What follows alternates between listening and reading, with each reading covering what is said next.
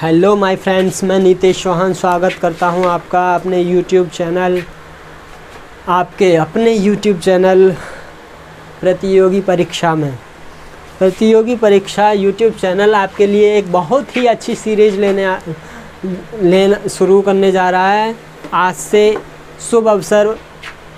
शुभ अवसर से पिनैकल की ये सीरीज स्टार्ट होने वाली है। पिनैकल में इसमें सबसे पहले राज व्यवस्था पॉलिटी स्टार्ट होने वाली है। आपकी पॉलिटी की इस बुक में मोस्ट इम्पोर्टेंट क्वेश्चंस जो पीवाईक्यूज़ क्या प्रीवियस ईयर क्वेश्चंस जो आपके लेटेस्ट एग्ज़ाम जैसे 2019, 20, 21, 22 में पूछे गए हैं।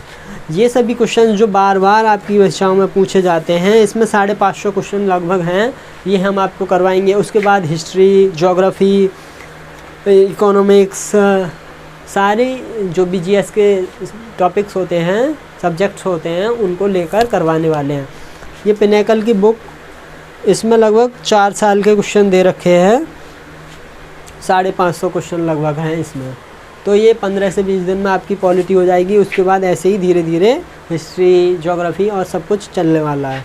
तो आइए पहला क्वेश्चन हम देखते हैं। इसमें पहला क्वेश्चन दे रखा है, जिसके भी पास किताब है वो खोल लेंगे, जिसके पास किताब नहीं है वो नोट कर सकते हैं। ठीक है, इसमें पहला क्वेश्चन दे रखा है जो अपना उद्देश्य प्रस्ताव था वो कब पेश किया गया था और किसने पेश किया था। तो अपने उद्देश्य प्रस्ताव था वो कब किया गया था और किसने किया था।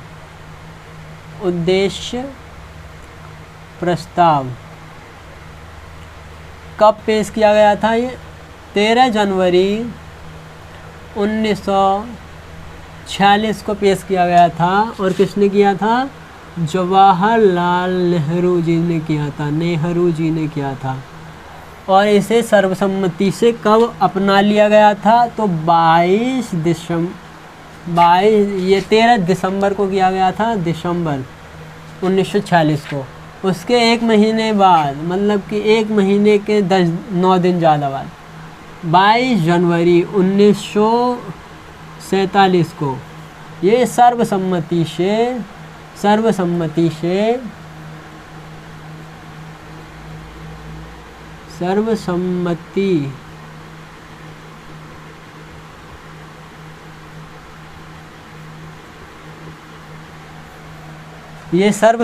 से अपना लिया गया था। और इसी के आधार पर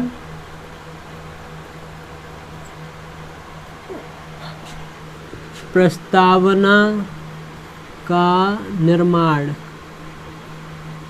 किया गया। ठीक है, ये हमारा पहला क्वेश्चन समाप्त होता है यहाँ पर। और दूसरा क्वेश्चन है हमारा लिखित नियमों का एक समूह जो किसी भी देश में रहने वाले सभी लोगों द्वारा स्वीकार किया जाता है। लिखित नियमों का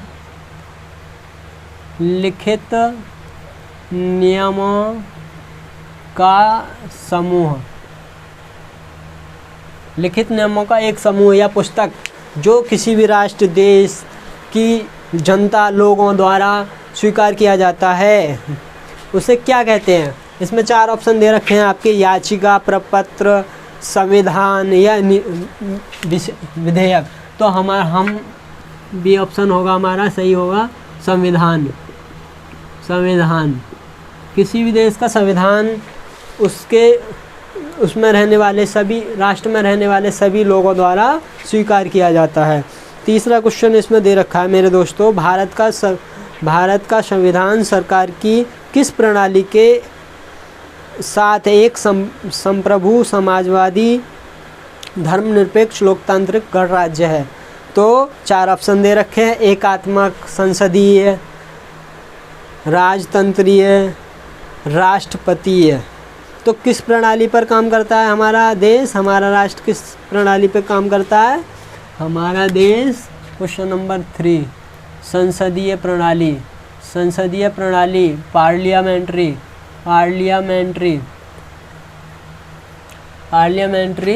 सिस्टम। पर कार्य करता है।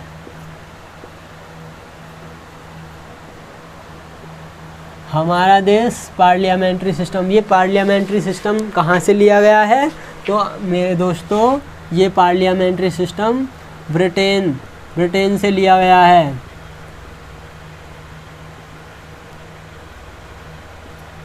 ये पार्लियामेंट्री सिस्टम ब्रिटेन से लिया है। तीसरा क्वेश्चन हमारा समाप्त होता है। चौथा क्वेश्चन, संविधान दिवस को मनाया जाता है। संविधान दिवस कब मनाया जाता है? संविधान दिवस, संविधान, ये क्वेश्चन पूछे गए हैं।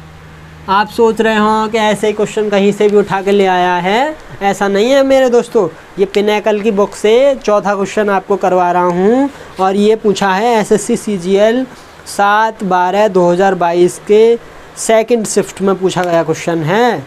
तो संविधान दिवस कब मनाया जाता है? संविधान दिवस कब मनाया जाता है? संविधान दिवस मनाया जाता है 26 नवंबर। और ये कब से मनाया जाता है? कब से मनाया जाता है मेरे दोस्तों? 1950 से मनाया जाता है। 1950 से मनाया जाता है। जब से हमारा संविधान लागू होता है तभी से ये मनाया जाता है। पांचवा क्वेश्चन हमारा क्या है मेरे दोस्तों?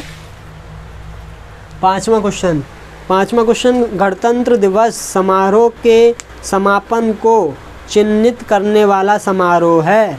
4 ऑप्शन दे रखे हैं। वीटिंग रिट्रीट समारोह, भारतीय वायुसेना के लड़ाकू विमानों द्वारा फ्लाई पास्ट, और तीसरा ऑप्शन है भारत में एट होम समारोह, राष्ट्रीय युद्ध, चौथा ऑप्शन राष्ट्रीय युद्ध स्मारक पर श्रद्धांजलि समारोह। तो पहला ऑप्शन सही होने वाला हमारा वीटिंग रिट्रीट समारोह। गणतंत्र दिवस समारोह के समापन में, गणतंत्र दिवस का जब गणतंत्र दिवस के समापन के समय वीटिंग रिट्रीट समारोह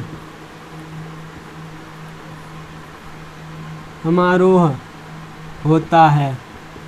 वीटिंग रिट्रीट समारोह, जिसमें देखा होगा आपने कभी परेड देखी हो तो उसमें होता है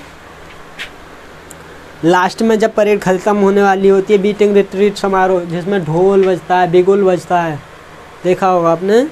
तो ये हमारा ऑप्शन सही हो जाएगा, पहला वीटिंग रिट्रीट समारोह। ठीक है। छठा क्वेश्चन हमारा होने वाला है, निम्नलिखित में से कौन सा शब्द भारतीय संविधान की प्रस्तावना में शामिल नहीं है? 4 ऑप्शन दे रखे हैं इसने।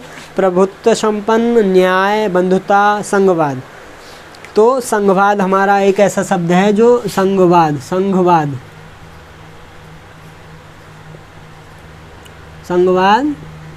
संविधान में शामिल नहीं है। संघवाद शब्द जो है, संघवाद शब्द संविधान में शामिल नहीं है।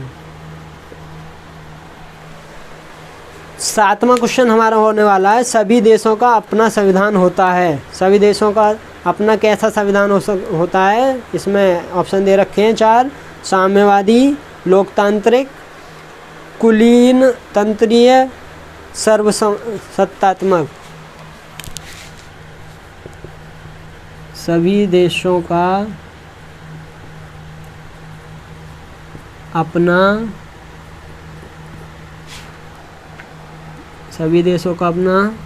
लोकतांत्रिक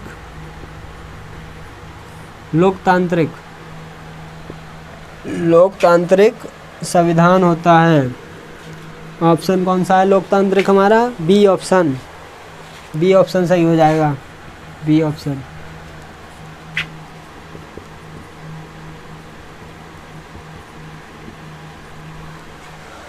ठीक है मेरे दोस्तों, 6 क्वेश्चन हो गए। आप 7वां क्वेश्चन था ये, 7 क्वेश्चन हो चुके हैं आपके।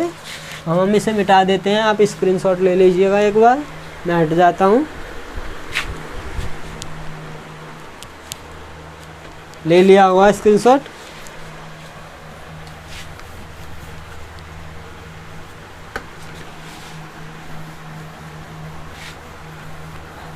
मेरे प्यारे दोस्तों, ये क्वेश्चन आपके सीधे सीधे क्वेश्चन कंपटीशन एग्ज़ाम्स में, जैसे कि अभी MTS का एग्ज़ाम चल रहा है, उसमें आपको सीधे सीधे फंसने वाले हैं। तो इस सीरीज़ को आप सीरियसली लें, ठीक है।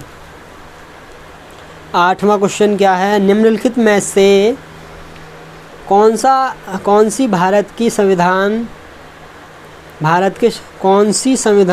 संविधान की एक ऐकिक विशेषता नहीं है। 4 विशेषताएं दे रखी हैं। द्विसदनीय विधायिका, एकीकृत न्यायिक व्यवस्था, एकल नागरिकता तो है हमारे संविधान में, जो ब्रिटेन से ली गई है, आपको सीधा सीधा पता है, और एकीकृत न्यायिक व्यवस्था भी है। और चौथा ऑप्शन है राष्ट्रपति द्वारा राज्यपाल की नियुक्ति भी हमारे देश में होती है। पहला ऑप्शन दे रखा है इसने द्विसदनीय विधायिका, तो ये द्विसदनीय विधायिका हमारे देश में नहीं है। 8वां क्वेश्चन, द्विसदनीय विधायिका संविधान में नहीं है, ठीक है, भारतीय संविधान में नहीं है। द्विसदनीय विधायिका हमारे भारतीय संविधान में नहीं है, ठीक है भाई। 9वां क्वेश्चन है आपका, निम्नलिखित में से क्या भारतीय संविधान की एक प्रमुख विशेषता में से है, ठीक है। पहला ऑप्शन है निरंकुश सरकार, दूसरा ऑप्शन है आश्रित न्यायपालिका, तीसरा ऑप्शन है गैर धर्मनिरपेक्ष, चौथा ऑप्शन है संघवाद। तो MTS में पूछा गया है 2022 में, नून की शिफ्ट में। क्या है क्वेश्चन, कौन सी विशेषता हमारे संविधान में प्रमुख विशेषताओं में से एक है? आश्रित न्यायपालिका, गैर धर्मनिरपेक्ष, निरपेक्ष सरकार, निरंकुश सरकार, संघवाद। तो ये हमारे एक भारतीय संविधान में प्रमुख विशेषता है, कौन सी है? संघवाद। संघवाद एक प्रमुख विशेषता है, ठीक है भाई। भारतीय संविधान में संघवाद एक प्रमुख विशेषता है। हम 15 क्वेश्चन करने वाले हैं, कितना भी टाइम हो जाए, है ना। जितनी देर में 15 क्वेश्चन हो जाएंगे तभी आपकी क्लास ख़त्म हो जाएगी, ठीक है भाई।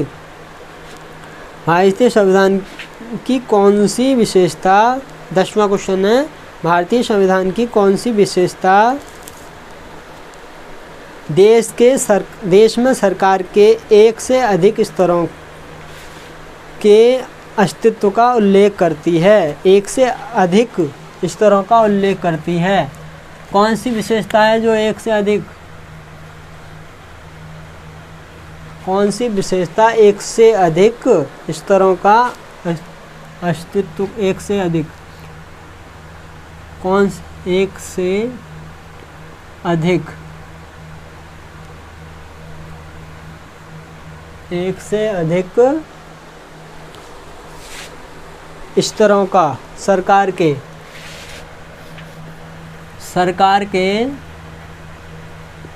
एक से अधिक स्तरों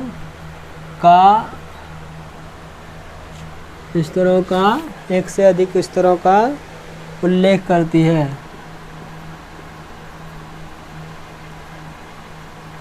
तो ये संघवाद है हमारी, संघवाद, ये एक से अधिक स्तरों का उल्लेख करती है, ठीक है भाई। ये हमारा 10वां क्वेश्चन पूरा हुआ। 11वां क्वेश्चन इसमें दे रखा है, निम्न में से कौन भारतीय संविधान की एक संघीय विशेषता नहीं है? दोहरी सरकार, शक्तियों का विभाजन, तीसरा ऑप्शन अखिल भारतीय संविधान, चौथा ऑप्शन लिखित संविधान।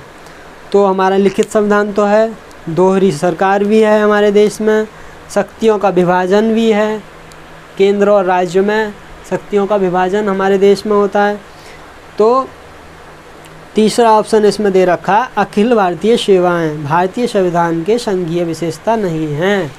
अखिल भारतीय सेवाएं, अखिल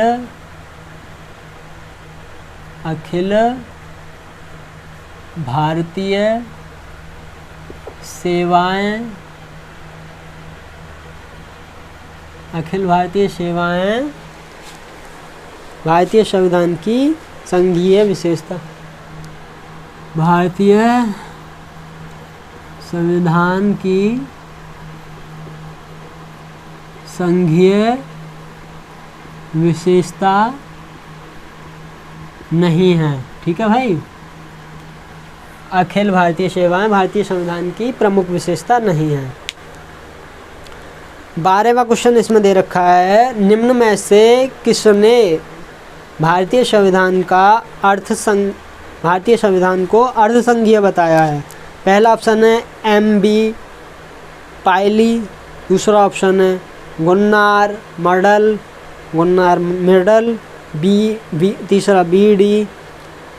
डाइसी, चौथा ऑप्शन K.C. व्हीलर। किसने भारतीय संविधान को अर्धसंघीय बताया? अर्धसंघीय बताया है। किसने अर्धसंघीय बताया है? तो हमारा चौथा ऑप्शन है K.C. व्हीलर। K.C. व्हीलर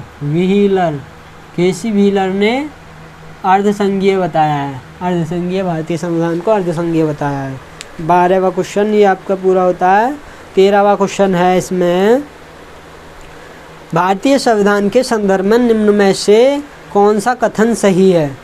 तो पहला कथन है इसमें, भारतीय संविधान में मई 1947 में भारत की राष्ट्रमंडल की सदस्यता की पुष्टि की। भारतीय संविधान ने मई 1947 में भारत के राष्ट्रमंडल की सदस्यता की पुष्टि की। दूसरा ऑप्शन है, संविधान सभा ने जनवरी 1950 में राष्ट्रीय गान को अपनाया। तो ये सब जानते हैं, बी ऑप्शन हमारा सही है। तीसरा ऑप्शन है, संविधान सभा ने जनवरी 1948 में राष्ट्रीय गीत को अपनाया। 48 में तो नहीं अपनाया। संविधान सभा ने जनवरी 1949 में राष्ट्रीय ध्वज को अपनाया, ये भी गलत है। ये सभी जो है ध्वज 1900 तो दूसरा ऑप्शन क्या है हमारा, 1950 में राष्ट्रगान को अपनाया, ये सही है। क्या है? 1950 में राष्ट्रीय गान को अपनाया गया। 13वां क्वेश्चन। 14वां क्वेश्चन इसमें दे रखा है, भारतीय संविधान को बनाने वाले संविधान सभा में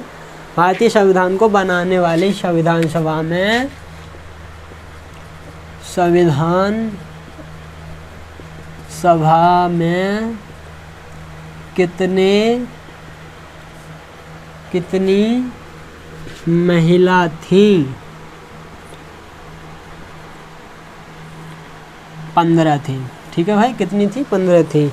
एकमात्र इम्पोर्टेंट क्वेश्चन पूछ लेता है, एकमात्र महिला जो मुस्लिम थी उनका नाम क्या था? बेगम इजाज रसूल। क्या नाम था भैया? लिख लेना ये भी, बेगम इजाज रसूल। 14वां क्वेश्चन हमारा पूरा हो गया। 15वां क्वेश्चन क्या है, भारत की संविधान सभा के सदन समिति के अध्यक्ष कौन थे? सदन समिति के अध्यक्ष, संविधान सभा में सदन समिति के अध्यक्ष कौन थे भाई? 4 ऑप्शन दे रखे हैं इसमें, B Pattabhi Sitaramayya, A V Thakkar, J V Kripalani, K M Munshi. कौन थे?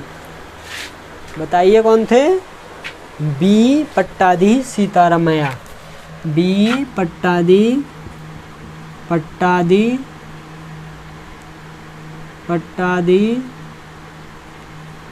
सीतारामैया। ठीक है, कौन थे? सदन समिति के अध्यक्ष कौन थे? बी पट्टादी सीतारामैया। मेरे प्यारे दोस्तों, ऐसे ही हम 30-30 क्वेश्चन डेली करते रहेंगे। ये बहुत ही इम्पोर्टेंट क्वेश्चंस हैं जो बार बार पूछे जाते हैं। आज हमने केवल 15 क्वेश्चन किए हैं और आज से ये सीरीज़ स्टार्ट हो रही है। आप सभी नोट कर लीजिएगा। शाम को 5 बजे 5 से 6 या 7 के बीच में आपके पास ये वीडियो आ जाया करेगी। 6 से 7 लिख लीजिएगा, 6 से 7, 6 से 8 PM, ठीक है, के बीच में आपको ये वीडियो मिल जाया करेगी, जो कि daily 30 question, daily 30 question important जो पूछे जा चुके हैं। ठीक है, धन्यवाद मेरे दोस्तों।